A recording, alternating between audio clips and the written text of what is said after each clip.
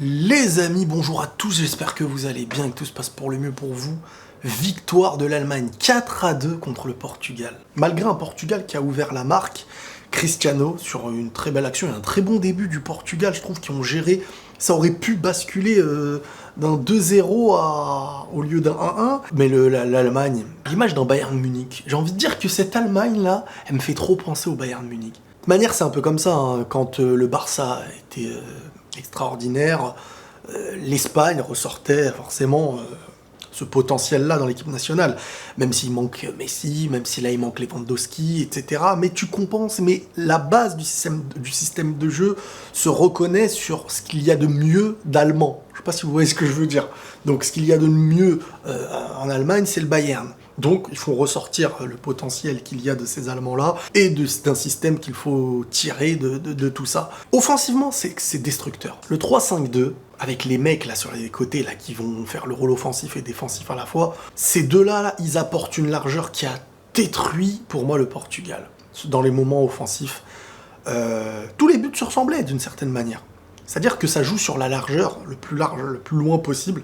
T'as ceux qui derrière, t'as les Kroos, Gundogan et tout, qui savent très très bien regarder comment écarter le jeu. Mais le fait d'écarter le jeu comme ça apportait toujours un surnombre pour l'Allemagne, et le Portugal a eu du mal à gérer, malgré un Portugal qui marque en premier. Comme je vous dis, et un Cristiano, encore une fois, buteur sur une course, récupération donc de la tête sur le corner, il tape la course à je sais pas combien de kilomètres heure, 36 ans. Je le rappelle toujours, 36 ans, les gars. Purée.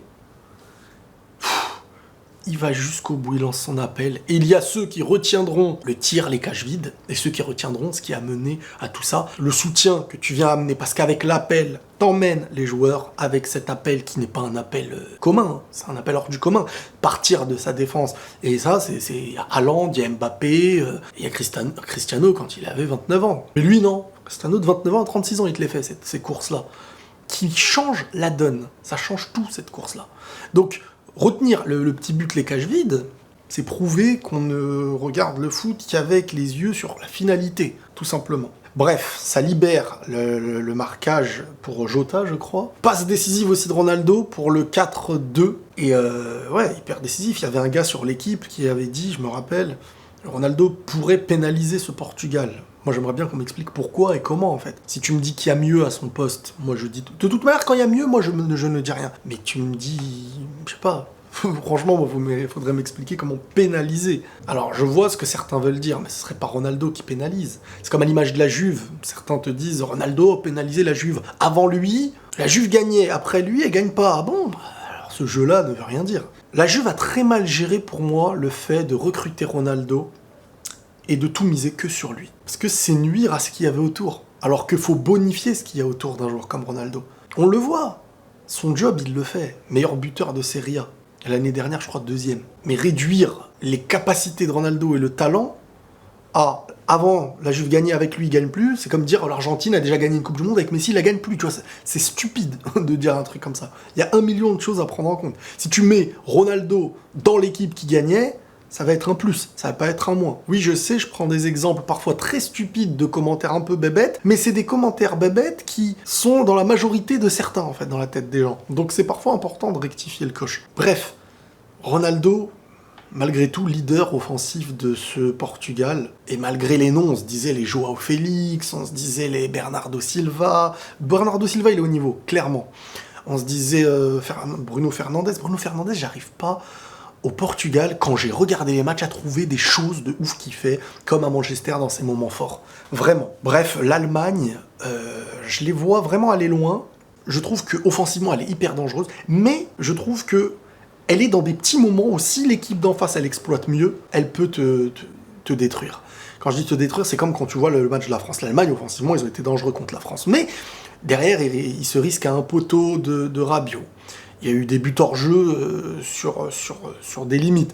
Tu sens que le système de contre, un peu comme le Bayern avec le PSG derrière, tu vois, quand tu les joues en contre. Mais c'est honorable d'avoir ce football qui plaît. On va pas se mentir, leur football, il est beau, il est offensif et tout. Alors, est-ce qu'il va te mener à la gagne totale? Je sais pas. Mais c'est plaisant de voir un jeu basé sur l'attaque et tout. C'est pas ultra équilibré, mais ça reste plaisant. À voir qui pourrait battre cette Allemagne. Parce que franchement, offensivement, ils peuvent faire du mal à beaucoup de monde. La France, elle a vraiment très très bien défendu contre eux. Hein. Que 1-0, même si pour moi la France mérite, au vu de ce qui c'est, des occasions et tout, des occasions franches, des poteaux, des buts hors jeu sur des limites. Mais vraiment, cette Allemagne-là, faut pas les sous-estimer. Hein. Bon, bah comme j'avais dit, je pensais qu'ils allaient battre le Portugal, ils les ont battus. L'Allemagne, c'est un petit peu la bête noire aussi du Portugal. À chaque fois, il les rencontre en Coupe du Monde, à l'Euro et tout. Toujours, il y a eu des confrontations. Souvent, l'Allemagne qui l'a remporté. Bon, après, faut me dire, l'Allemagne, il y a quelques années, c'était un truc de ouf. Ça va être compliqué. La dernière phase de groupe, elle va être extraordinaire, en fait, la dernière journée. Tout le monde peut se qualifier. C'est aussi simple que ça. Mercredi prochain. Voilà, les amis. Prenez tous soin de vous. Et la paix sur vous.